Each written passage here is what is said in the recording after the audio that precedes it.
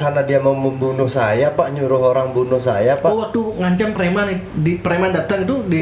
Iya Pak, yang bahasa Bali Pak, pragatang jelemane daduun nih. Nah ya seharusnya kan saya sudah melaporkan itu, saya kan kepolisian seharusnya yang melindungi saya Pak. Oke. Dari semenjak saya melaporkan, sama sekali saya tidak pernah dapat perlindungan. Bahkan ke penyidik Pak, karena ini ancaman pembunuhan, sudah jelas bahwa senjata tajam. Saya punya kekhawatiran takut tinggal di rumah. Loh, itu kan urusan Bapak, bukan urusan saya. Itu jawaban Itu jawabannya beliau. Mungkin jawaban siapa? Penyidik.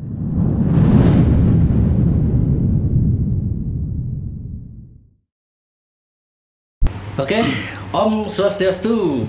Om Bapak Swastiastu. Jero Arka, sarang Bapak Komang Putra Yasa. Jauh-jauh niki dari Buleleng ke studio di Bali Suksma. Tiang penasaran kenapa ini kemarin kan sempat viral di Jak Bali. Kemudian saya dihubungi oleh salah satu pihak kepolisian. Kemudian disuruh ngepost penjelasan dari kepolisian, katanya ini berarti udah beres nih, Udah gitu. selesai. Udah selesai. Loh, tiba-tiba kok tadi pagi ada, berarti kemarin tuh demonya Pak ya? Kejadiannya kemarin. Nah itu, nah sebenarnya bagaimana masalah yang menimpa Bapak Jero Arka sarang Bapak Komang Putra Yasa niki? Mungkin netizen banyak yang bertanya, tiang lihat karena tiang tadi ngepost video itu juga, tiang banyak netizen mohon kronologinya bagaimana sih beli gitu dibilang. Mungkin Pak Jero Arka mungkin bisa menjelaskan Pak. Ya. Ya. Terima kasih Niki. Mungkin mic-nya pas di depan. Gini aja. Geser. Gininya geser Pak. Ya. Gitu kan. Nggih. Nggih. Suksema Niki. Jak Bali nggih. Terima kasih atas undangannya yang jauh-jauh hadir, kesempatan yang sangat luar biasa Niki yang diundang. Video viral itu sebenarnya begini. Dari awal saya ini sebagai aktivis, di mana Tiang selalu mendapatkan pengaduan dari masyarakat atas penegakan hukum di wilayah Polres Buleleng. Jadi banyak fenomena-fenomena sebenarnya terjadi, dinamika, tetapi tidak di-up di media. Nah kebetulan karena mungkin pengaruh media ini sangat besar menurut saya, bagaimana cara untuk menuntut keadilan dari masyarakat lemah, di mana mereka itu tidak memiliki kapasitas, tidak memiliki wewenang, maka kami fasilitasi. Itu yang pertama. Nah terusus pada video viral yang sudah beredar, saya ngamuk-ngamuk, kelihatannya ngamuk-ngamuk Niki beli. Sebenarnya itu bentuk kekesalan Tiang kepada oknum-oknum di mana ada masyarakat miskin, masyarakat lemah yang ingin keadilan. Tidak begitu susah sebenarnya. Kalau kita mau bercermin para aparat kepolisian di Polres Buleleng, tidak terlalu susah untuk menegakkan keadilan kalau oknum-oknum di sana itu tidak ada kepentingan pribadi. Itu yang pertama. Nah, terkait saya kelihatan marah-marah, ngamuk-ngamuk, itu bentuk kekesalan saya akibat banyak pengaduan masyarakat Buleleng ke kantor aktivis saya. Oh, Pak punya kantor aktivis tapi kantor pengacara atau bukan? Tiang buat khusus untuk pengaduan masyarakat di kantor sini. Tapi ada apa Pak? Pasta. Namanya Bawes. Apa itu apanya? Kalau Bawes ini sebenarnya sih panjang ceritanya, itu spiritual. Iya. Karena begini beli, saya pernah ditahan, saya pernah penjara. Nah mungkin, itu dah termasuk kronologi itu. Dari awal kasus Niki kan sebenarnya kalau tiang simak di YouTube itu udah kasus lama gitu. Nah mungkin bisa diceritakan secara tidak terlalu detail lah, biar tak terlalu lama. Artinya poin-poinnya aja dari awal tuh bagaimana sih sebenarnya kasus ini gitu. Betul. Kasus saya terjun ke dunia aktivis di bagian praktisi hukum di sini begini. Berawal dari saya pegawai negeri di Kemenkumham.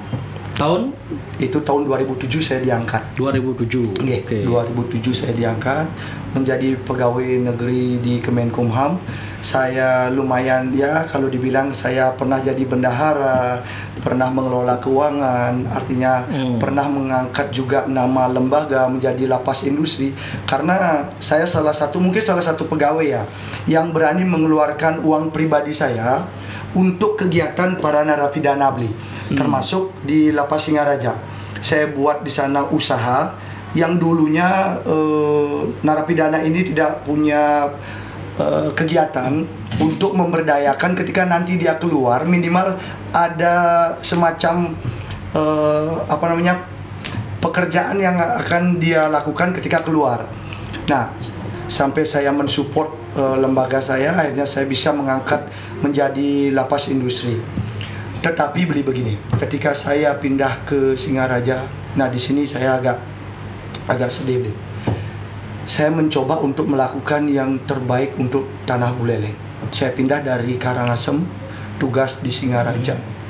Di lapas Singaraja berarti. Saya kira karakter, mohon maaf, ini artinya beliau begini. Saya kira karakter di Singaraja itu sama dengan di Karangasem. Ternyata karakter apanya nih? Karakter apanya? Perilaku dari narapidananya atau dari oknum-oknum pengusaha. Saya kan pengusaha juga beli. Dulu. Saya pegawai negeri tapi sambil punya usaha juga. Oh iya. Ketika saya bekerja sama dengan para pengusaha, sampai uang saya ya hampir miliaran beli. Saya kena tipu. Kena tipu dulu? Betul. Saya kira orang yang saya bantu, pengusaha yang saya bantu itu berniat baik untuk mengembalikan uang saya, tapi malah saya dikriminalisasi beli. Oke. Saya dikriminalisasi, saya masuk penjara, ya termasuk lawan yang yang menjadi dugaan otak pelaku dari pengancaman pembunuhan ini, oknum pengacara Budi Hartawan ini. Jadi saya pernah dipenjara 5 lembar seng bekas. Nah, dia baca juga itu di YouTube. Itu nah setelah Pak di sana kronologi gimana lagi? Begini, saya beli rumah kos beli rumah kos kepada oknum pengacara ini. Oh, ke Pak Budi Hartawan. Budi Hartawan saya beli. Beli di sana seharga 500 juta. 500 juta. Betul. Tapi kalau tiang simak DP Pak bayar nggak melunas kan? Betul. Karena bukan DP beli. Apa istilahnya itu? Dalam perjanjian kita sepakat itu pembayarannya itu di setiap bulan dari bulan Juli sampai Desember. Bulan Juli sampai Desember 2021 kalau nggak salah. 2021 Juli sampai Desember. Oke. Berarti 6 bulan ya? 6 bulan. 6 bulan. Oke. Setiap bulan saya bayar. Setiap bulan rutin udah bayar. Ini 2 bulan pertama saya bayar beli. Bulan ketiga lah artinya musibah ini datang pada hidup saya. Di sana kemelutnya beli. Nama saya hancur. Jadi ketika saya setiap bulan bayar, bulan pertama, bulan kedua saya bayar, bulan ketiga mereka oknum pengacara Budi Hartawan ini menyuruh saya untuk membuat angkringan di tempat kantor hukumnya beliau. Apa hubungannya dengan jual beli rumah Pak ya? Nah, itu dalam bentuk kompensasi beli. Jadi saya disuruh buatkan angkringan untuk pembayaran rumah kos tersebut. Oke.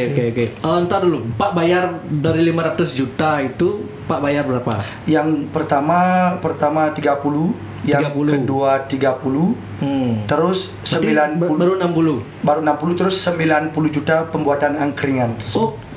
Angkringan tuh Pak buat juga. Betul. 90 juta berarti 150 lah. Terus termasuk kerugian perehaban di rumah kos yang saya beli. Kerugian maksudnya kerugian perehaban gimana? Begini, inilah kalau saya bilang ini suatu modus beli sama dengan beliau. Ini kan awalnya juga membeli, tapi kita ceritanya supaya beliau. Nanti. Saya di sana disuruh menempati beli rumah kos tersebut. Ketika saya sepakat untuk membeli, saya disuruh menempati. Tapi yang saya suruh menempati itu adalah adik saya. Adiknya Dengan Pak ipar Jero. saya. Oke. Ketika menempati sama-sama nih berbarengan, saya bayar bulan pertama, bulan kedua. Di bulan ketiga itu saya membuatkan angkringan di atas kantor hukum Pak Budi Hartawan ini untuk kompensasi pembayaran. Nah, ketika sudah selesai saya buatkan angkringan beli, saya kan artinya sudah bayar banyak nih Ki. Saya wajar dong meminta sertifikat untuk dibawa ke notaris untuk melakukan suatu perjanjian. Nah, perjanjian di awal apakah setelah lunas baru sertifikat atau bagaimana? Belum, begini. Belum. Saya maunya kan sertifikat itu kan kita tidak pernah lihat sertifikat itu. Iya, iya. Dari iya. awal saya nggak pernah melihat. Jadi karena saya merasa sudah banyak keluar uang, jadi saya punya konsep juga kan, ya supaya aman, biar ditaruh di notaris. Notaris. Tuh. Oke. Ternyata pada waktu itu saya berkali-kali meminta, bahwa Pak Budi, tolong dong sertifikat itu ditaruh di notaris untuk dilaksanakan suatu perikatan perjanjian. Malah saya ditelepon bahwa sertifikat itu sudah di notaris Ruli pada waktu itu. Ada bukti rekamannya juga, notaris ada lengkap. Oke. Ternyata kami datang ke sana, datang ke sana. Ternyata Datang ke sertifikat notaris ke notaris Ruli. Oke. Kami datang ke sana bersama sopir saya dan staf saya. Ternyata di sana sertifikat itu sudah diambil katanya Oleh Budi Hartawan. Oh, oke. Jadi kan saya merasa kok bisa, padahal beliau yang bilang bahwa sertifikat ada di sana kok diambil. Malah ironisnya lagi, staf saya, admin saya bernama Nur Trilintang itu mendapatkan kwitansi penghangusan uang saya. Penghangusan uang sejumlah 150 yang Betul. dua kali bayar. Penghangusannya 60 juta beli. Kenapa? Penghangusannya 60 Oh, juta. penghangusan 60. Di angkringannya nggak Tidak dihitung oleh beliau. Oke. Ya, jadi penghangusannya tidak dihitung. Kami kan, staf saya menelpon saya pada waktu saya kan ada di proyek. Saya kan kontraktor juga. Entar dulu. Apakah ada perjanjian kalau tidak bisa membayar artinya dihanguskan itu sebelumnya? Tidak ada. Tidak ada. Dalam klausel itu tidak ada. Tidak ada sama sekali. Jadi ketika staf saya menerima kwitansi tersebut, menelponlah Tiang. Ini ada penghangusan DP di bulan September. Padahal waktunya kan lagi 3 bulan. Oke. Penghangusan DP di bulan September sebesar 60 juta. Dan itu pun ditandatangani oleh mereka dan ada tanda tangan notaris. Nah, saya kan tambah keyakinan saya, waduh, ini nggak benar. Malah saya menelpon terus, akhirnya terjadilah pelaporan saya dibilang mencuri dan merusak rumah kos tersebut. Mencuri dan merusak rumah kos tersebut. Tiang tadi sempat agak menyimak penjelasan dari Pak Budi Hartawan, katanya Pak dipenjarakan mencuri itu karena Pak Jero belum baru bayar 60 juta tapi sudah membongkar dan merenovasi gitu katanya. Nah, gimana mungkin penjelasannya dari Pak Jero ini? Begini, wajar dong saya membeli atas izin beliau juga untuk merenovasi. Oh, atas izin Budi Hartawan. Berarti sudah ada izin dari? Udah, secara lisan beliau. Secara lisan. Sampai anak buah dari Budi Hartawan yang bernama sopirnya siapa nih kok Pak Budi Harte tinggal di rumah kos itu, disuruhlah saya untuk mengajak dia kerja untuk merehab rumah kos tersebut. Sampai saya ajak dia kerja. Penjaganya Pak Budi Hartawan. Penjaganya. Betul. Okay. Dia disuruh ngajak kerja, ya saya ajak kerja karena niat saya kan tulus beli. Nggak mungkin lah seorang pengacara mantan anggota dewan bakal melakukan perbuatan yang keji kotor seperti ini. Malah tiba-tiba saya dilaporkan kan merusak. Ironisnya lagi beli. Ini kebetulan mereka ini dulu baik dengan Pak Budi sebenarnya. Oh gitu. Mereka baik. Sebelum dilaporkan saya pengerusakan dan pencurian itu, rumah yang saya rehab itu dibongkar oleh beliau. Sebelum melakukan pengerusakan dan dilaporkan pengerusakan dan pencurian ke Polres Buleleng sebelum Pak Jero ditahan. Betul. Jadi sempat dibongkar oleh orang Budi Hartawan ini. Kok bisa Pak nyebut Budi Hartawan? Orangnya Budi Hartawan atau begini? Karena kan foto video itu ada, tapi tidak dijadikan pembuktian di persidangan. Itu yang saya bilang sindikat. Tidak foto video ada pengerjaan. Saya bekerja, saya merehab, mengganti rumah kos itu dari kongsen lama menjadi kongsen baru. Saya rehab, saya perbaiki. Enggak, kalau memang gini kok bisa Pak kalah di pengadilan untuk di penjara itu gimana itu begini. Ceritanya itu? Ini kan pembelaan dari Budi Hartawan kan begitu kan. Betul. Belum. Anda buktinya sudah, kalau Anda nggak ditahan kan gitu dibilang di videonya. Nah, gimana itu? Makanya kesempatan ini bagus untuk mengedukasi masyarakat bahwa sebenarnya mafia hukum itu memang ada. Kenapa saya bilang?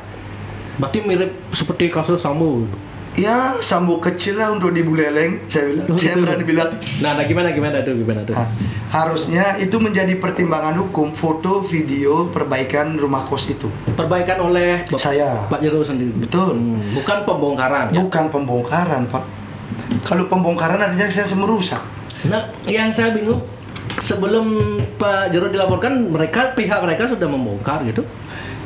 Saya dilaporkan sebelum, kan bulan September diusir dulu.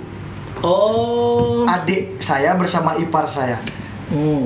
Diusir di rumah kos itu dengan tentara juga. Ya gaya sama-sama kok seperti ini. Dengan mengajak banyak orang preman. Jadi adik saya, karena saya kebetulan ada di Denpasar, adik saya ketakutan dengan ipar saya. Diusir sampai tempat tidur adik saya, dapurnya itu dibawa keluar semua. Bulan September sebelum berakhir perjanjian itu.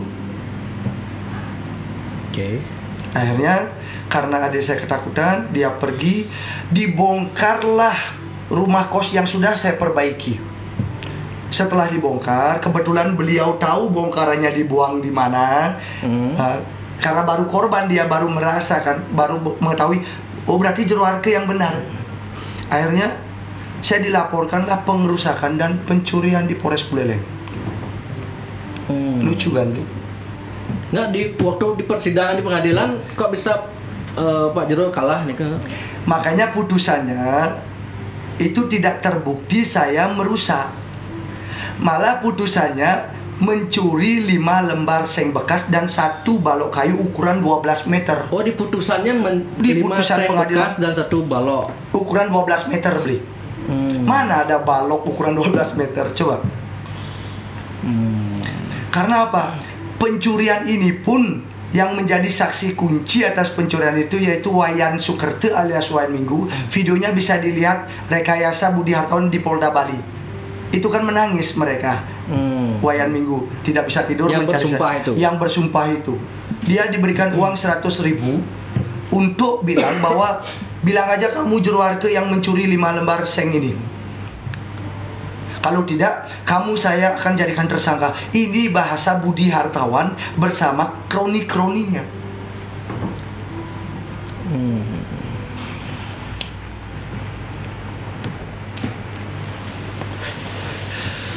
Akhirnya saya diputus di persidangan online. Sidang saya cepat, Bli. Setiap hari saya sidang. Setiap hari saya sidang. Oh, sidang online. Sidang berarti online. masih waktu pandemi tuh? Waktu pandemi. Oke. Saya tidak melakukan perlawanan karena saya percaya dulu penegakan hukum itu sesuai dengan marwah dari penegakan hukum akan berkeadilan. Ternyata cepat saya yakin bahwa diri saya tidak bersalah, saya akan bebas. Ternyata tidak. Ternyata ya di penjara 5 lembar seng bekas itu. Dari tuntutannya 5 tahun ya. Katanya harusnya saya baca gini, keterangan dari Pak Budi Hartawan kan harusnya Pak Jero Arke itu berterima kasih karena dari tuntutan 5 tahun diputus 10 bulan gitu. Benar itu? Tuntutannya itu cuma 11 bulan beli. Oh 11 bulan. Berarti di pasalnya mungkin maksudnya 5 tahun gitu ya? Ya bagaimana, namanya juga penegakan hukum di sana ngaco itu ngawur. Jadi mereka bingung juga. Jadi saya dituntut 11, divonis saya 10 bulan. Dan saksi kunci yang menangis-nangis di Polda Bali itu tidak dihadirkan dalam persidangan. Tidak dihadirkan. Tidak dihadirkan. Bahwa cuma satu kesaksiannya, cuma dia saja yang mengatakan saya mencuri seng ini. Jadi pengerusakan itu tidak ada. Putusannya jelas. Berarti kekuatan dari Pak Aribudi itu dari putusan hukumnya mungkin ya. Makanya saya begini, kalau saya keluar-keluar tentang putusan itu, harusnya laporkan saya dong. Ayo laporkan saya. Saya menantang itu. Artinya kan saya menantang atau melawan putusan dari Pengadilan Negeri Singaraja. Ya. Ayo dong, laporkan kembali saya. Karena begini, saya hidup sekarang itu kan kembali, darah saya sangat sedih beli. Melihat adanya penegak hukum yang seperti ini. Oke. Nah, setelah Pak bebas atau kan kemarin di videonya Pak Budi Hartawan itu kan dijelaskan setelah Pak Jero bebas juga ada mengancam Pak Haji siapa memukul itu. Nah, gimana itu? Pada kesempatan ini bagus sekali. Begini beli. Itu dah yang mau kita bahas sekarang. Saya pada waktu itu datang memang ke tempatnya Pak Haji karena Haji Alpan ini saya pernah bantu usahanya dia. Dan sudah saya laporkan di Polsek Kota Singaraja atas dugaan penipuan. Saya ini sebenarnya sindikat pasukan sakit hati beli. Saya bantu Haji Alpan ini untuk bisnis kayu. Dulu kan Haji Alpan ini Banyuning Sari kan bangkrut nih. Dicari oleh bank, mau disita. Kebetulan saya buka kantor baru di depan tokonya Banyuning Sari yang miliknya Haji Alpan. Dia datang ke kantor saya, bilang bahwa dirinya bangkrut. Memang pada waktu itu gudangnya memang tidak ada barang, tidak ada kayu. Jadi karena saya merasa kembali lagi beli karakter saya yang namanya saya pengusaha, pastilah saya bantu teman. Saya bantu sekarang, ketika saya bantu malah yang terjadi seperti ini. Termasuk saksinya Budi Hartawan semua itu ya Haji Alpan. Oh, itu berarti Pak benar memukul atau gimana itu? Kalau ada Tuhan yang turun Pak, kalau bisa pakai sumpah, orang Bali kan percaya dengan hukum alam Pak. Saya berani bersumpah 7 keturunan saya mati. Saya berani tambah lagi 8 keturunan saya. Kalau saya pernah memukul Haji Alpan. Di video kan sudah viral di TikTok kebun Buleleng itu. Bahwa kesaksian dari Jack Yokubusengo putra Sumba yang dipakai saksi oleh Haji Alpan kan mengakui bahwa tidak pernah ada pemukulan. Saya dipaksa oleh Haji Alpan bahwa saya tidak pernah melihat Pak Jero memukul. Berani bersumpah, dia berani. Kalau memang benar dipukul kan Pak udah di proses lagi kan? Betul. Bulan April laporannya. Sampai sekarang tiba-tiba ketika saya demo ke Polres Buleleng langsung datang SPDP. Tapi saya tidak pernah menakuti SPDP selama saya benar beli. Kita buktikan saja nanti. Makanya terus perjalanan penegakan hukum yang saya lakukan untuk bantu masyarakat ini akan berat tantangannya. Tadi saja sebelum saya nyampe di tempat ini, baru sampai di Sorkat ya, di Sorkat, tim saya ada yang nelpon yang bernama Nur Trilintang. BAP Nur Trilintang sudah berisi jawabannya oleh penyidik Polsek Kota. Sudah langsung diperiksa. Artinya kan tidak boleh. BAP sudah disediakan supaya bisa memenjarakan saya atas kasus penggelapan. Haji Alpan melaporkan saya penggelapan seng bekas. Oh. Kan tidak mungkin seng bekas yang dulu diakui oleh Budi Hartawan katanya miliknya Budi, dan Haji Alpan bersaksi di pengadilan itu miliknya Budi Hartawan. Sekarang kembali lagi saya dilaporkan menggelapkan seng bekas itu. Nah gimana coba? Oh, yang putusan dulu itu Putusan dulu itu lagi dilaporkan di Polsek Kota, dan Polsek Kota juga ini mungkin oknum-oknum ini nggak paham hukum juga di Polsek Kota. Itu kan sudah putus, barangnya masih sama ya? barangnya sama. Seng bekas. Nah, terus sampai Pak Komang Putra Yasa ya? Ya, Putra Yasa. Ini terlibat ikut gimana ceritanya? Pak, mungkin mic-nya bisa di bawah sana Pak, satu. Boleh gitu. Agak maju dikit duduknya Pak. Iya. Iya, terima kasih. Nike awalnya yang beli rumah Nike, yang baik dengan Budi Hartawan dulu. Nah, beli rumah ke rumah yang sudah dijual ke Jero Arke, dijual kembali ke Tiang. Padahal dengan Tiang alasan udah dihapus ya? Penghapusan? Bukan, dijual. Ini masih perkara. Oh, masih. Karena Budi Hartawan ini kan sudah saya laporkan di Polda Bali penipuan. Masih bergulir. Penipuan apa? Masalah ini, rumah kos ini. Kok bisa penipuannya gimana? Ya karena yang pertama angkringan itu include dan ada penghangusan sepihak di bulan September itu. Harusnya tidak bisa sepihak seperti itu Nggak ya? bisa, itu harus di pengadilan. Karena saya berproses, masih proses perkara pidana, saya laporkan Budi, malah dijual kepada. Artinya lahan atau rumah sengketa lah dijual ke Bapak Komang. Seharga 600 juta. Pak bayar? Belum, Tiang baru bayar 20 juta dengan perjanjian ngangsur per bulannya 5 juta. Per bulan 5 juta sama Budi Hartawan. Selama sampai 2000 sampai 1 tahun waktunya itu. 2022.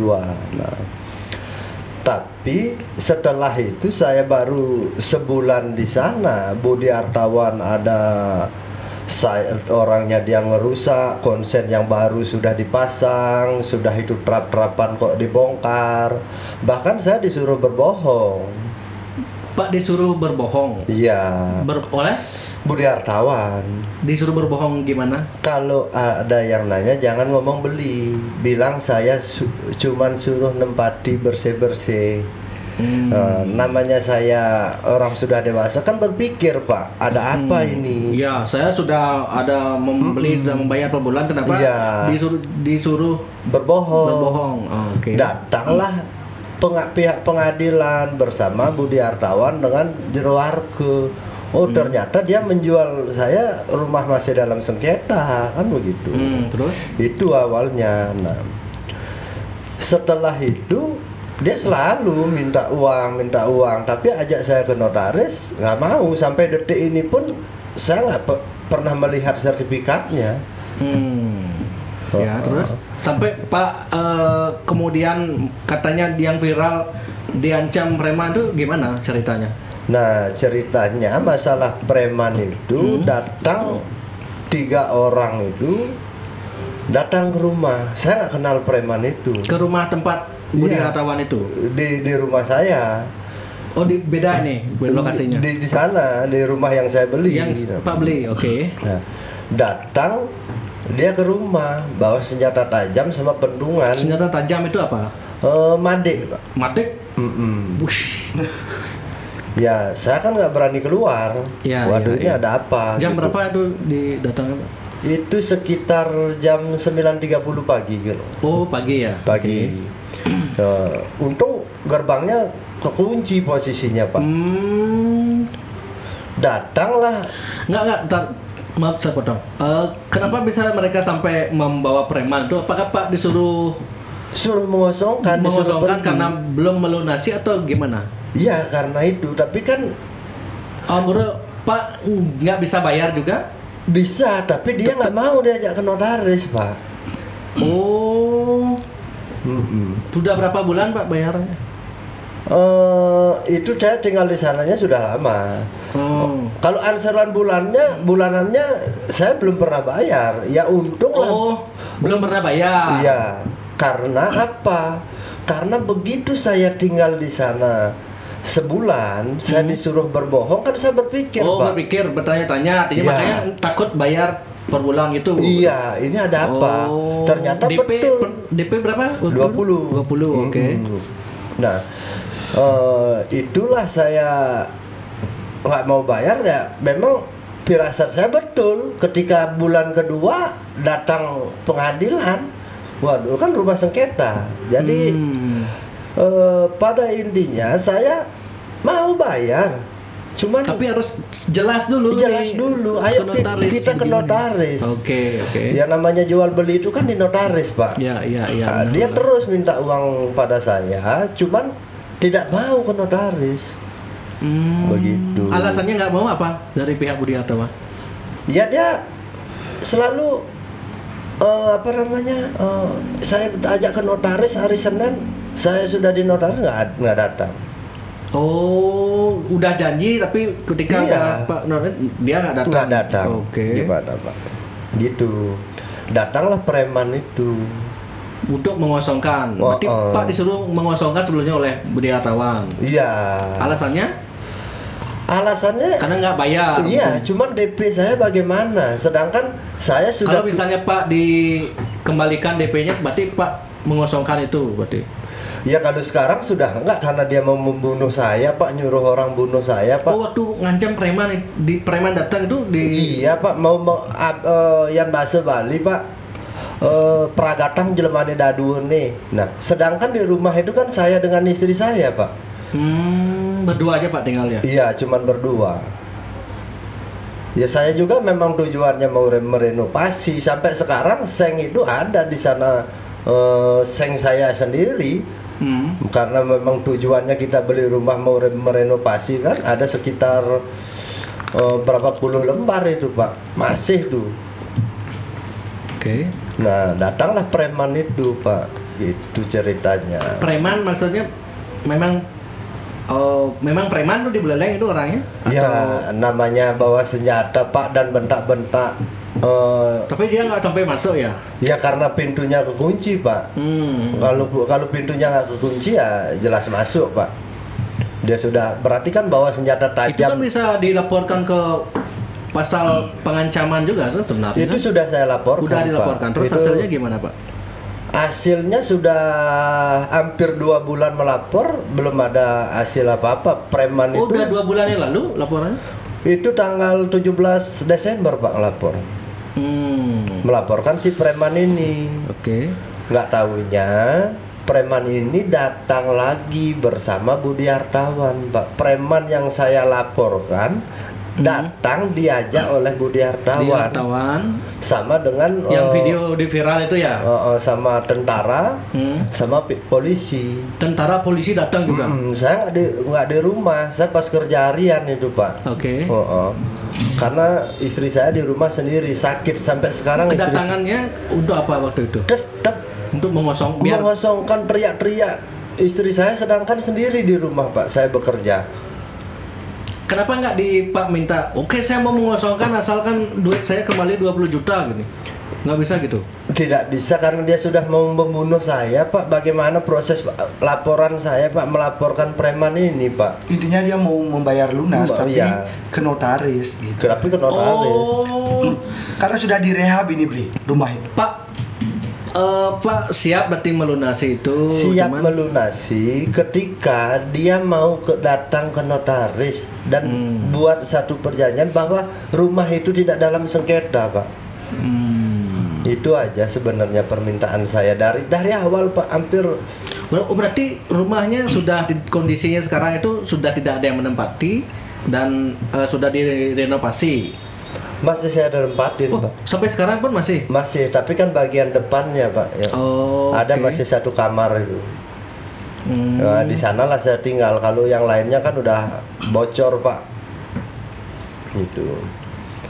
Preman itu datang malah teriak-teriak lagi, suruh keluar gitu kan, namanya perempuan kan ketakutan Pak. Nelpon lah jeruarku gitu karena tahu saya kerja, datang juga saya gitu. Mereka alasannya berarti mengambil haknya karena mereka merasa itu punya rumah. Kemudian dari satu sisi Pak juga merasa punya hak karena sudah membayar DP 20 juta. Ya saya juga kan bukan masalah DP-nya saja Pak, kerugian saya Pak. Dulu Kerugian? saya kan di Denpasar Pak. Kerugian maksudnya kerugian apa? Dia kan diiming-imingi tinggal di sini. Bahkan dia ngomong udah santai aja, tenang saja, nggak usah dipikir masalah uang rumah. Jadi pekerjaan saya di Denpasar kan saya tinggalkan Pak, saya tinggal langsung di Singaraja. Gitu. Jadi misalnya kalau ini laporannya ditindaklanjuti oleh polisi, berarti itu kan rumahnya cuman Pak punya hak 20 juta aja sebenarnya kan. Iya. Misalnya itu duitnya dikembalikan, Pak disuruh mengosongkan, siap nggak Pak? Saya tidak siap Pak, kerugian saya bukan 20 juta itu aja Pak. Saya beli seng itu Pak, mau renovasi. Oh, maksudnya di yang bahan-bahan itu. Iya, lain-lain kerugian material saya meninggalkan Oh, Pak, pekerjaan. ada yang membangun juga di sana merenovasi. Iya. Padahal di sana sudah direnovasi juga awalnya, cuman dirusak sama dia. Oke, Gitu. penjelasan dari Pak Budi Hartawan kan yang simak di YouTube. Loh, itu kan duit belum lunas, itu keduanya belum dilunasi. Kenapa Anda merenovasi gitu? Loh, kalau masalah merenovasi itu kan bahkan dia yang nyuruh. Oh, dari Budi sudah Hartawan yang nyuruh Pak Komang di atas ini pakai besi atepin, tapi itu kan secara lisan Lisan. Pak, dia nyuruh. Supaya beli juga tahu, rumah ini sebenarnya belum finish. Belum finish. Rumah ini belum rumah yang finishing. dijual ini belum finishing. finish. Masih dalam kondisi yang memang rusak. Oh gitu. Makanya Oke. supaya mindset masyarakat itu bisa berpikir, kok bisa rumah ini direnovasi oleh kita berdua. Iya. Karena rumah ini memang belum finish. Keramiknya saja belum berisi. Oh gitu. Masih ya dibilang setengah finish lah. Itu memang semacam sejenis seperti kapling-kaplingan itu? Bukan. Artinya memang perumahan di sana. Cuma perumahan. dia dulu Oke. membangun belum kelar. Belum kelar. Makanya siapa yang membeli rumah kos itu pasti berinisiatif untuk menyervis, membangun. Oke. Gitu. Makanya kita perlu tahu bahwa kita ini sebenarnya sama-sama korban, Bli. Iming-iming dia juga sama dulu. Tenang, begini. Memang kalau namanya penipu ya seperti itu, manis. Yang saya sesalkan kan begini, Bli, dalam kesempatan ini. Ini sudah melaporkan ke Polres Buleleng pengancaman pembunuhan dengan senjata tajam. Ya, yang Pak kasusnya Pak Tanggal Komang. 17 Desember. Tetapi Ada proses yang janggal di sini. apa janggalnya gimana? Yang pertama pencantuman pasal pelaporan dia. Cuma pengancaman verbal saja, tidak didukung oleh pengancaman undang-undang darurat karena bawa senjata tajam. Ada bukti bahwa senjata tajam? Video ada dan barang buktinya sudah diambil oleh Polres Buleleng. Sudah dari begini, kejadian kan hampir 2 bulan. Sudah preman ini ketinggalan senjata, Beli. Kalau istilahnya begini, ini preman belum profesional. Dia bawa senjata tapi ditinggal di lokasi. Maksudnya lokasi? Di lokasi tempat kos itu. Oh. Ketinggalan. Apa nama kadek? Apa? Madek? Gini apa namanya, pentong yang dimodif, Bli. Pentongan yang ditinggal. dimodif. Itu yang ditinggal. Dan madiknya ini dibawa pada waktu video itu mengeluarkan madik mau membunuh ini. Ada videonya? Ada Bukti. jelas. Oh. Berarti sesuai dengan KUHP, Kitab Undang Hukum Acara Pidana pasal 184 itu kan jelas bahwa Kenapa mohon maaf, kenapa nggak di Pak share videonya itu? kan sudah ya? ada Sudah di salah satu media Balijani. Di sana pengancaman di wilayah Banyuning itu sudah videonya sudah jelas. Ada yang pakai bawa madek itu ada? Jelas ada. Itu video kedua. Video pertama dia datang bawa pentong untuk mengancam ini dan bawa madik. Itu ada. Video pertama. Oke. Dan video kedua kembali lagi datang untuk mengancam ini. Dan Budi Hartawan datang mengajak preman beserta aparat negara. Artinya ini kan dia paham hukum, dia seorang pengacara. Harusnya kan bukan tindakan itu yang dilakukan. Kalau dia merasa benar, pakai proses hukum, yaitu gugat di pengadilan. Jangan pakai preman membawa senjata seperti itu. Nah, pihak kepolisian, barang bukti yang diambil oleh pihak kepolisian, ini barang bukti kan lama sebenarnya ada di rumah kos ini, Bli. Malah dia sendiri yang menelpon pihak kepolisian. Pak, kapan diambil barang bukti? Masa saya menjaga barang bukti saja, pentongan yang dimodif itu. Ketika di WA, ketika ada video viral ini, barulah diambil. Dan ironisnya, tidak memakai sita, Bli. Tidak memakai berita acara serah terima sita barang bukti. Artinya kan takut barang bukti itu sekarang hilang di Polres Buleleng. Nggak ada surat sita. Itu kan tidak diperbolehkan dalam KUHP. Harusnya ya ada surat sita tanda tangan beliau. Artinya kan mencoba untuk mengaburkan. Bukan saya barang bukti mengaburkan. Yang jelas bukti real video kan sudah ada. Bukan bukti video saja. Pentong itu sudah diambil, ada fotonya. Dialah yang berinisiatif untuk foto penyidik untuk mengambil. Oke. Dan tanggapan dari Humas yang sangat saya sesalkan, Bapak Sumarjaya, mudah-mudahan beliau dengar pada podcast ini. Dia bilang perkara ini sudah selesai waktu. Ya. Makanya dia kaget juga kan. Kok lagi demo katanya udah selesai, makanya kaget juga. Ya itu kita harus luruskan supaya masyarakat luas supaya tahu, Bli, bahwa perkara ini kan belum selesai dan tidak ada tanggapan. Pengancaman ini harusnya ini persekusi kan harus cepat, presisi, tanggap. Takutnya kan istri dari beliau kan sakit sampai sekarang. Oke. Premannya masih berkeliaran dan otak pelakunya masih berkeliaran. Sekarang kondisi dia di sini, mungkin istrinya di sana ketakutan. Oke. Karena merasa kebal hukum mereka. Humas bilang perkara ini sudah selesai, ingin mengaburkan. Ada yang salah satu akun diintervensi oleh Humas Polres Buleleng dan Kasat Reskrim juga. Nah, kemarin demonya sampai ratusan orang, benar Pak? Hampir 300. Hampir 300. Nah, itu kok bisa masyarakat itu ikut demo itu gimana? Apakah ada korban juga atau gimana itu Pak?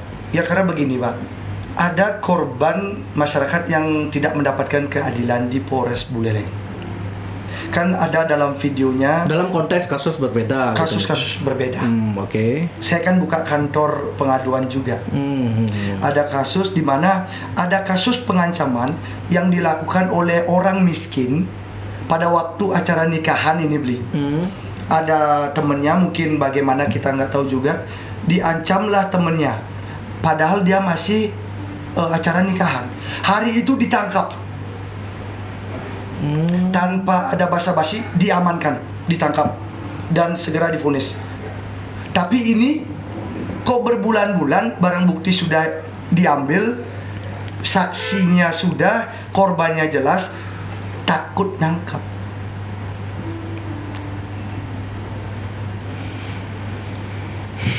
Harapan dari demo kemarin tuh seperti apa? Harapannya sebenarnya simple ya, Bli Komang ya. Iya.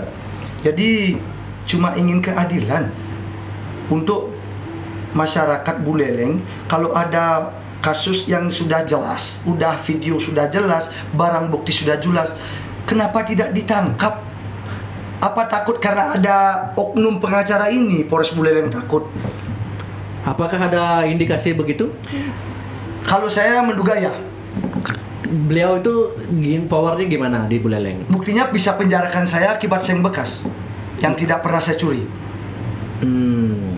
Ya. Alasannya kan seperti yang video yang simak, Pak Budi Hartawan bilang, ya karena kamu menempati rumah yang belum kamu lunasi bayar 60 juta, kamu sudah renovasi dianggap mencuri gitu ya. Ya yang mencuri dia kok, yang merusak dia. Oh, berarti Di mana dibuang tempat yang saya rehab itu? Jadi itu yang sudah direnovasi sama Pak Jero Arko itu trap-trapan bataku, Pak. Ada kusen baru. Setelah saya beli itu dibongkar, dibersihkan, dibuang di sebelahnya itu. Malah dia ngomong agak jauh buangnya. Jadi dia yang bongkar itu dia aslinya, Pak. Itu makanya ada bahasa rekayasa, bahasa 99% rekayasa kasus saya, karena saya selalu bantu masyarakat lemah. Mungkin ini juga penganiayaan Haji Alpan yang sudah jelas rekayasa, penyidiknya sudah tahu rekayasa. Ketika saya demo terus, malah SPDP yang kosong, belum ada tersangka. Jadi kan ingin menakut-nakuti saya, ingin membungkam saya untuk selalu membantu masyarakat. Padahal begini, kami tidak menyerang institusi kepolisian. Kami memohon kepada Polres Buleleng, mindsetnya dirubah. Kami tidak menyerang kalian, kami hanya menyerang oknum-oknum yang bermain. Jadi kan semua polisi itu kan kami menghormati, kami menghargai kepolisian.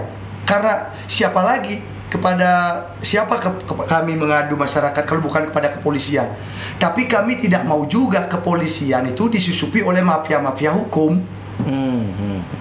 Berarti indikasinya ada mafia hukum di sana. Buktinya jelas perkara Pak Komang.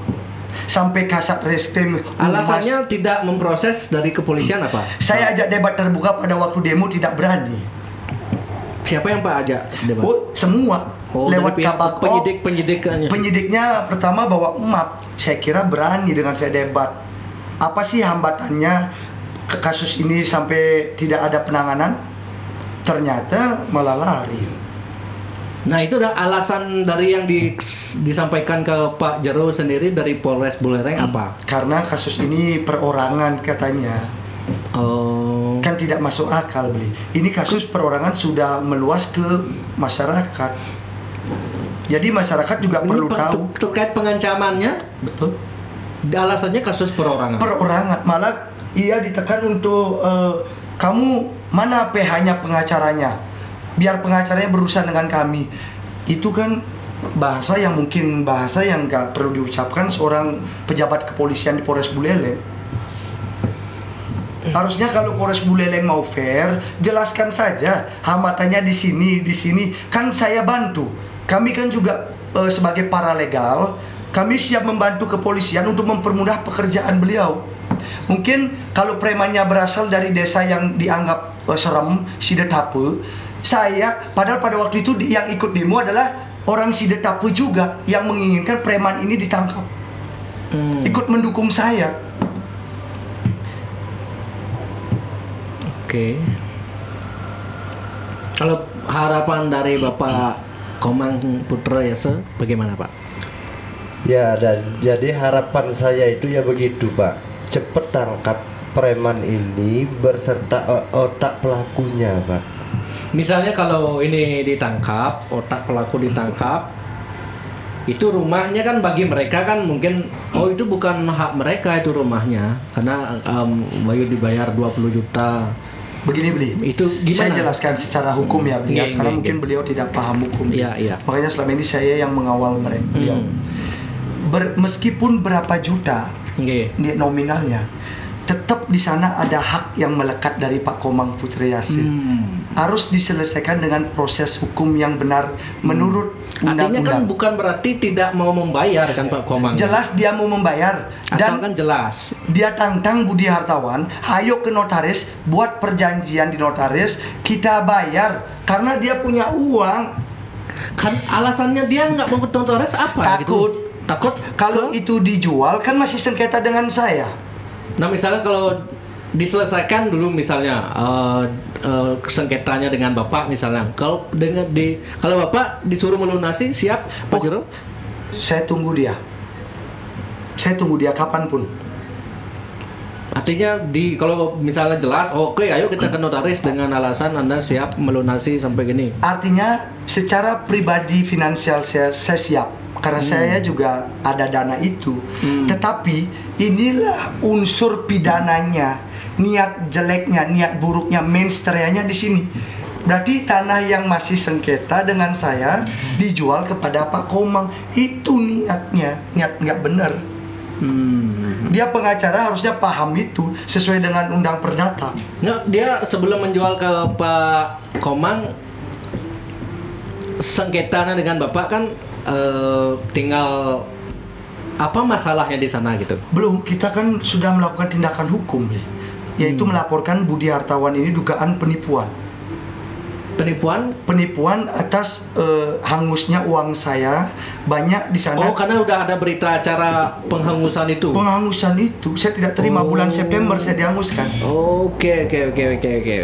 Secara hukum itu tidak boleh, harus digugat. Dan saya juga punya wewenang untuk menggugat Budi Hartawan di pengadilan. Tetapi kalau misalkan diarahkan di Polda Bali ini perdata, maka saya gugatlah kos itu, karena saya pakai transfer ke rekeningnya Budi Hartawan. Dan catatan beli supaya masyarakat tahu, rumah kos ini bukan milik Budi Hartawan, tetapi milik dari anaknya Budi Hartawan. Yang jelas sertifikatnya aslinya ada atas nama anaknya Denny Ari Suryadi. Oh, Denny kan dibilang kliennya. Bukan, kan? Anaknya itu. Anaknya itu. Betul, itu kan nggak boleh. Masa yang jual Denny, pertama awalnya kan dia bilang dia yang punya. Makanya saya transfer kepada Pak Budi Hartawan. Ternyata ketika saya tahu bukan milik dia, makanya saya menuntut sertifikat pada waktu itu. Ternyata memang benar itu bukan milik dia. Kan kebohongan yang lagi. Berkesengketa sebenarnya Pak Denny itu dengan harusnya dengan Pak Denny, bukan Budi Hartawan yang kuar-kuar. Tapi kan dia pengacaranya kan, dibilang kan kliennya itu Denny itu klien. Ya kalau secara hukum kan itu anaknya. Jadi kan wajar bela anaknya. Oke. Padahal pada waktu itu saya tidak pernah transaksi dengan anaknya loh. Saya tidak kenal dengan anaknya. Berarti saya kena tipu dong. Terus kalau misalkan Denny nggak mau tanda tangan jual beli gimana? Padahal uangnya saya transfer kepada Pak Budi. Oke. Berarti di sini kan banyak kebohongan. Misalnya cara untuk menyelesaikan sengketa yang agak rumit ini sebenarnya mudah. Apa sebenarnya? Sebenarnya mudah. Biar tidak ada pihak yang memang benar-benar dirugikan. Betul. Dan diuntungkan gimana? Sebenarnya mudah. Apa? Yang pertama, egosentrisnya diturunkan dulu. Egonya siapa ini? Artinya mungkin egosentris dia. Diturunkan. Ya jelas. Kemudian meminta mediasi. Apakah berarti selama ini tidak pernah ada mediasi, duduk secara tukar pikiran ini maunya apa gitu? Ya mantan DPR sekarang pengacara kan gengsi, Pak. Saya kan masyarakat lemah dengan dia. Berarti harus ada pihak ke di luar yang berkonflik ini yang memediasi mungkin begitu. Ya mungkin damai dalam artian kalau tetap proses hukum seperti pengancaman ya diproses. Nggak boleh menunggu berbulan-bulan. Karena Pak sudah menjalani masa tahanan juga sebelumnya ya. Ya kalau itu saya akan nanti ya saya PK, peninjauan kembali. Dan proses hukum pengancaman ya harus diproses. Kalau masalah damai itu kan apa sih yang perlu didamaikan ya mungkin serahkan. Karena masalah duit yang membuat Pak bertekad keras getol menyuarakan ini itu karena merasa ada duit yang rugi kah atau apa? Bukan, begini. Nah, ini lebih serem lagi, Beli. Ini lebih serem. Ada kliennya dia, Budi Hartawan, ikut diajak berperang dalam perkara saya antara Budi Hartawan membela masyarakat-masyarakat. Contoh, orang dari desa Bengkale yang pernah menjual tanah kepada saya, sudah 7 tahun dijual kepada saya, itu dicari oleh Budi Hartawan, disuruh melaporkan saya. Padahal sudah saya bayar lunas. Akhirnya apa, Bri? Saya kan sempat tersangka. Nah, ketika saya lawan dia, saya membuktikan bahwa saya sudah membeli. Pada waktu saya tersangkakan di penjara. Jadi kan saya tidak bisa melawan. Nah, pada waktu saya keluar, untung berkas kwitansi penyerahan uang itu ada. Akhirnya di SP3 Nah, kalau sudah SP3 kan saya berhak melapor balik kepada orang miskin ini yang dulu saya bantu. Artinya kan ada korban yang dimanfaatkan oleh pengacara ini. Tapi karena saya kasihan dengan orang ini, saya nggak melaporkan, beli. Karena dia bukan korban. Contoh, ada lagi. Ada salah satu pengusaha juga yang nyata-nyata belum membayar tanah saya. Diajak lagi oleh Budi Hartawan. Akhirnya apa? Ternyata memang benar dia belum bayar kepada saya dan membuat video bahwa seolah-olah tanah itu sudah dibayar lunas. Akhirnya kan ada putusannya sudah. Nah, kalau saya mau, saya kan bisa laporkan dia. Tapi kembali lagi, dia orang yang tidak bersalah. Sekarang kasus penganiayaan ini juga, beli. Orang Putra Sumba, seorang buruh, dimanfaatkan seolah pernah melihat saya memukul, tetapi ada videonya yang jelas tidak pernah memukul. Kalau ini tidak terbukti, maka kembali lagi yang menjadi korban adalah orang ini, orang lemah miskin ini. Oke. Makanya ini Polres Buleleng juga Sambil harus makan sate, beli. siap. Pak Jero. Yeah. Ini sate dari mana? Ini sate Panbingin namanya nih. Waduh, saya lihat sering ini Panbingin. Di Iya. Denpasar banyak cabangnya nih. Mang Ferry. Gitu ya. Iya. Silakan Pak, sambil Siap, sambil, siap. sambil makan Pak. Gini di podcast Jack Bali sambil makan boleh, sambil ngerokok boleh. Santai ya, Beli ya. Iya. Tapi pesannya supaya masuk ke Iya, Pak Kapolres dan Pak Kapolda. Iya, Pak. Bila perlu sampai Kapolri. Berarti, wih agak rumit sebenarnya ya. Berarti di dalam hal ini sebenarnya pihak kepolisian memang sangat berhati-hati harus sebenarnya mungkin ya. Atau apakah ada, kalau Tiang melihatnya sih, karena kasus ini agak karena perdata kan, jadi mungkin ada unsur kehati-hatian dari kepolisian ngambil keputusan itu, atau ada gimana menurut Pak? Kalau perdatanya mungkin kita bisa terima masalah jual beli rumah kos itu. Tetapi pengancaman ini yang kita tidak terima. Oke. Pengancaman ini yang kita tidak terima. Saya sebagai masyarakat mendengar kalau orang lemah mengancam ditangkap hari itu juga. Tapi kalau melibatkan oknum-oknum pengacara ini, Kenapa lama itu ya? kenapa lama? Pertanyaannya kan dari sana. Berarti- Apakah ada perbedaan pasal bagi oknum pengacara dengan masyarakat miskin?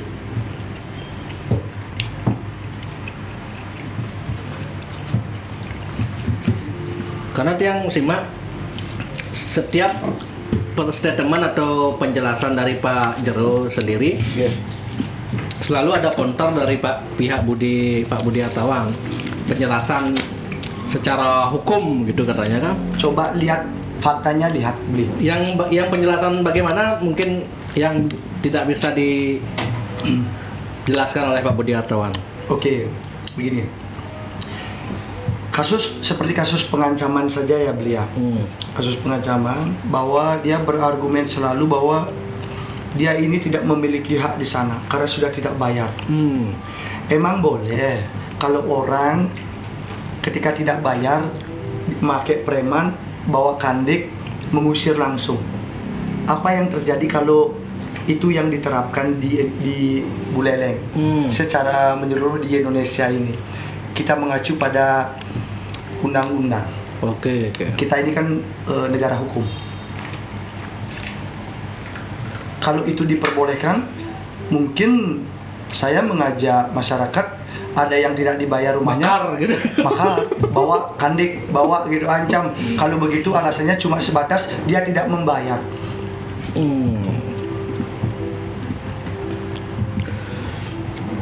Nah ini kan misalnya kalau Pak Komang harapannya misalnya kalau mau benar-benar mau diusir dari sana itu karena udah mentok, ini harapan Pak sih gimana gitu? Apakah dikasih duit berapa, misalnya dulu bayar DP 20 juta sama barang-barang Pak yang lain tuh berapa gitu, misal kerugian yang lain? Harapan saya bukan itu. Bukan pengembalian uang. Bukan duit harapan saya. Harapan saya Ketenang. tolong laporan saya preman yang sudah jelas itu tangkap. Soalnya istri saya tertekannya itu keras, Pak. Dan rekam medisnya lengkap, itu udah diserahkan di kepolisian. Diserahkan di kepolisian semuanya, bukti itu semuanya, Pak. Jadi itu, Pak. Jadi karena ada ancaman itu tertekan setiap Iya. hari ya. Kan ada juga pasal kan perbuatan tidak nyaman gitu kan? Ada. Aduh, Saya yang dilaporkan. Pengancaman saja tidak digubris, apalagi perbuatan tidak. Malah lucunya preman itu melaporkan Komang Putra dan saya Atas tidak perasaan tidak menyenangkan katanya. aduh buat sendiri senang. Saya suruh kan, saya nggak datang. Bila perlu saya 2 kali dipanggil, saya nggak datang, tangkap saja saya. Dia Mungkin Kalau sampai gitu berarti waduh. itu makanya lucu beli. Mungkin saya bisa ditangkap ketika saya tidak didampingi oleh aktivis seperti Jero Harjo, mungkin saya sudah ditangkap, Pak. Betul itu. Oh, karena ada pelaporan balik itulah. Iya. Jadi Pak Komang meminta perlindungan ke Pak Jero Harjo. Ya, seharusnya kan saya sudah melaporkan itu, saya kan kepolisian seharusnya yang melindungi saya, Pak. Oke. Dari semenjak saya melaporkan, sama sekali saya tidak pernah dapat perlindungan, bahkan ke penyidik, Pak. Karena ini ancaman pembunuhan, sudah jelas bawa senjata tajam. Saya punya kekhawatiran, takut tinggal di rumah. Loh, itu kan urusan Bapak, bukan urusan saya. Itu jawaban Itu jawabannya beliau. Mungkin jawaban siapa? penyidik. Jadi apa di depan itu kan di kepolisian itu pengayom, pelayan, Disuruh pasang CCTV lagi ya? Iya, disuruh pasang CCTV. Ada bukti polisi bilang begitu? Kalau memang di ruangan penyidik itu ada CCTV, Pak, yang bisa dibuka.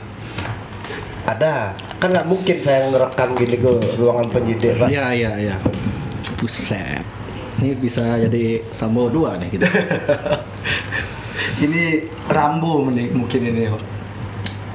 Preman bawa senjata tajam melaporkan perbuatan tidak menyenangkan, malah korban dilaporkan. Oke, kalau komandan mungkin dari pihak kepolisian yang nggak terima dengan podcast ini, Jak Bali siap memberikan ruang berbicara. Siap.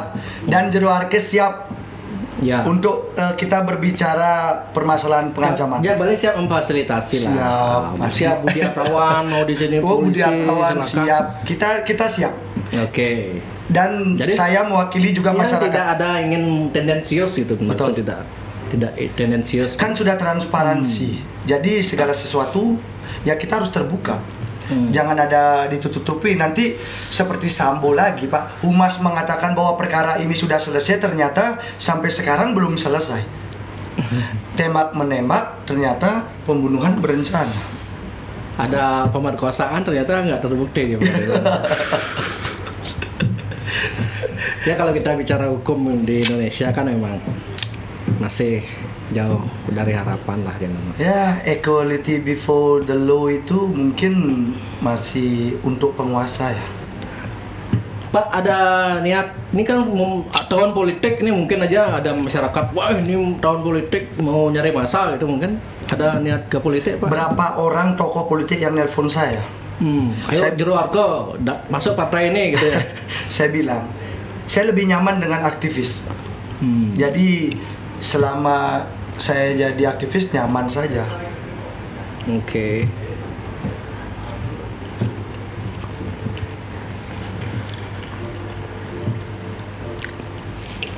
Berarti harapannya cuman biar ditangkap ya? Kalau ini ditangkap, maka semua perkara akan terang. Buktikan. Kalau preman dan otaknya ditangkap, perkara akan terang. Nanti semua akan terbongkar. Rekayasa apa saja yang dilakukan oleh oknum pengacara ini? Misalnya kalau mentok, pihak kepolisian tidak menangkap, Malah mungkin saya yang akan ditangkap. apa yang Saya akan ditangkap. Pak Jero lakukan sama Pak Komang? Misalnya kalau kalian berdua yang justru di ini. Kalau saya ditangkap, saya bangga juga. Di mana saya menyuarakan kebenaran ditangkap. Jadi inilah Indonesia. Inilah penegakan hukum kita. ketika berani menyuarakan kebenaran, berani frontal, maka kita yang ditangkap.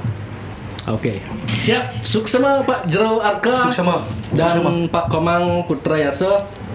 Yang kira kronologi secara sederhana sudah bisa dipahami oleh penonton podcast Cek Bali dan mungkin netizen di Bali. Tiang di sini cuma ingin memberikan kejelasan informasi kepada netizen karena kan viral ini. Iya, betul. Viralnya tanpa disediakan kronologi yang memang jelas itu, jadi masih bertanya-tanya ini ada apa nih, banyak yang nanya gitu, ada apa. Sekarang kan tinggal pihak-pihak terkait yang melanjutkan, gimana lah terserah gitu. Dan catatan beli, Jero Arke siap untuk berdebat masalah permasalahan ini. Bukan siap puputan. Artinya secara hukum. Oke, siap. Nggih, sukses semua Pak Jero Arke jauh-jauh dari Buleleng ke Denpasar, seorang Pak Komang. Oke, nggih. Sukses semua niki. Sukses semua beli. Berjalan sesuai dengan harapan Bapak masing-masing. Nggih. Inggih. Sukses semua Om Sukses Santi. Om Santi. Om.